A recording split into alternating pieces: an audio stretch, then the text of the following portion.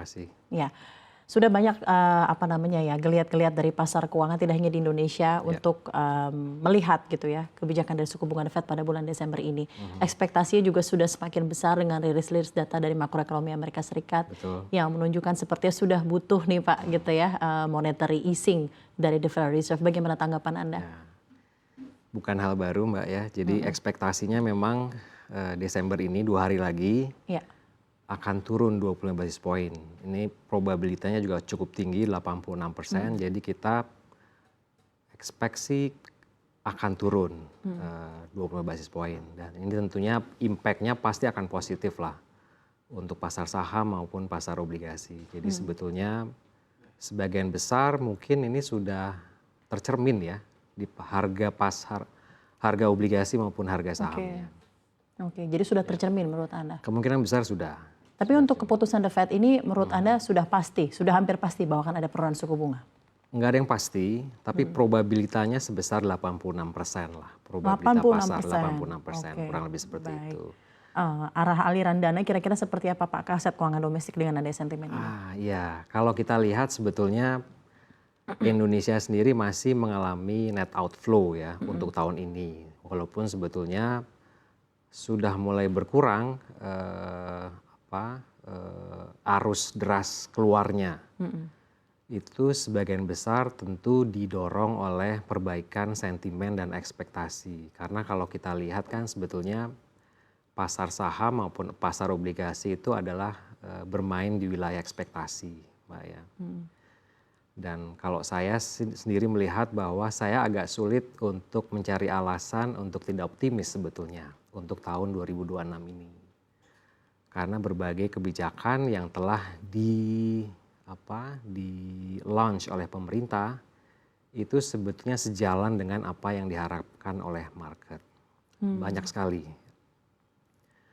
Dan kalau kita lihat datanya recovery itu perlahan mulai ada sebetulnya. Tapi mungkin data yang akan muncul nanti kemudian adalah tentang pertumbuhan ekonomi. Dan itu kalau misalnya ekspektasi itu menjadi kenyataan, tentu market akan lebih positif, Mbak ya. Oke, baik. Saya ingin tanyakan juga mungkin kepada Anda, apakah sebenarnya yang menjadi kekhawatiran investor terhadap aset keuangan domestik maupun fundamental ekonomi Indonesia saat ini? Dan apa yang kira-kira masih menjadi PR utama untuk pasar keuangan Indonesia semakin solid lagi? Sebenarnya sih kalau IHSG sudah 8.600, 8.700 bahkan tadi Pak sempat ya, itu sudah cukup baik. Rupiah sebenarnya yang menurut banyak pihak masih harusnya bisa lebih bagus lagi gitu performance-nya. Iya, kalau indeks harga saham gabungan itu 8.700, sebetulnya kalau kita bedah kembali itu LQ45-nya hanya naik sekitar 5%, Mbak. Sementara indeks harga saham gabungan secara umum naiknya 20 sekian persen. Jadi gapnya cukup jauh antara LQ45, IDX30, LQ45 terhadap IHSG. Jadi saham-saham yang blue chips, traditional blue chips itu naiknya nggak sebanyak saham-saham lain, saham small cap dan mid cap gitu loh. Ini sebetulnya mencerminkan bahwa nggak simetris arah kenaikannya. Dan nantinya di tahun 2026 nanti tentu kita berharap ada recovery. Dan recovery ini tentu akan membawa indeks untuk naik lebih tinggi. Nah, tahun 2025 kemarin itu lebih banyak yang naik adalah saham-saham yang lebih karena isu anorganic growth gitu loh. Jadi dan itu tidak terjadi untuk sebagian besar perbankan, sebagian besar consumer stock, sebagian besar saham-saham yang lain gitu loh. Dan temanya adalah recovery ekonomi sebetulnya. Ini berbarengan dengan pertumbuhan ekonomi. Jadi kebijakan yang ditempuh oleh pemerintah sekarang kan sangat pro growth dan kita sudah lihat bahwa banyak sekali kebijakan yang mengarah ke sana. Gitu. Nah, nanti kita tunggu sebetulnya datanya. Kalau pelan-pelan datanya sudah menunjukkan perbaikan dari sisi deposito sudah turun ininya ya. Kemudian lending rate juga sudah turun. Kemudian yang penting adalah PMI. PMI manufacturing kita sudah di atas 50, 53. Dan ini berbeda sekali dengan April tahun ini juga. Ya. Waktu itu kan di bawah 50. Jadi intinya ada keyakinan yang lebih besar tahun ini untuk tahun depan itu berjalan lebih baik lah economic growth-nya. Baik, tadi ada juga regulasi yang baru saja dikemukakan per 1 Januari 2026 mengenai devisa ekspor ya untuk dikerahkan ke Bank Himbara. Katanya sih juga harapannya ya Pak ya, hal ini bisa cukup efektif lah ya dalam mendorong optimisme investor di prospek pertumbuhan ekonomi Indonesia ke depan. Tapi seluruh regulasi pasti ada downside-nya juga Pak. Karena tentunya ini akan menimbulkan cost tersendiri secara internal untuk perusahaan-perusahaan pertambangan dari segi cash flow dan lain-lain. Bagaimana Anda menimbang dua hal ini? Satu untuk ekonomi bangsa, tapi juga pastinya industri swasta akan memiliki ada dampak tersendiri gitu ya. Iya.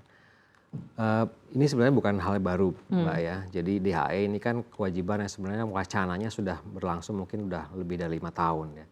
Dan ini adalah mungkin salah satu kesempatan butuh terobosan memang Mbak Safrina di mana-mana gitu ya. Kita butuh terobosan agar kebijakan positif itu terimplementasi dengan baik gitu loh. Saya rasa kalau dari sisi makroekonomi semakin banyak dana yang parkirnya di dalam negeri tentu akan semakin baik, Mbak. Begitu ya, Anda merasa seperti itu. Tapi bagaimana dampaknya terhadap perusahaan-perusahaan yang secara langsung terdampak dengan keputusan ini? Iya, asal kalau perusahaan kan pragmatis, Mbak. Oke. Sepanjang dia dapat return yang sama dengan waktu sekarang dibandingkan nanti gitu ya, tentu nggak ada masalah. Dan sepanjang juga ada kemudahan yang sama untuk perusahaan itu untuk melakukan transaksi keuangan, tentu nggak ada masalah juga. Jadi sebetulnya dari sisi perusahaan ya pragmatis saja mereka melihatnya. Ini mengenai yang baru saja terjadi Pak di Sumatera Pak. Kita tentunya turut berduka cita dan berbelasungkawa dengan apa yang terjadi kepada saudara kita yang ada di Sumatera.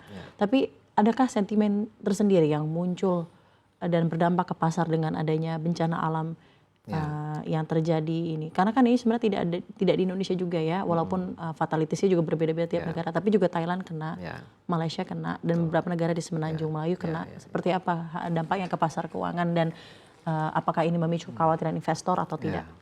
Tentu saya mengucapkan keprihatinan terlebih dahulu Mbak ya. Tapi kalau dari sisi market sebetulnya kita mengalami ini kan bukan pertama kali gitu ya. Dan kalau dari besaran sendiri ini mungkin nggak terlalu besar ya buat capital market juga. Tentu ini keprihatinan yang mendalam juga buat kita.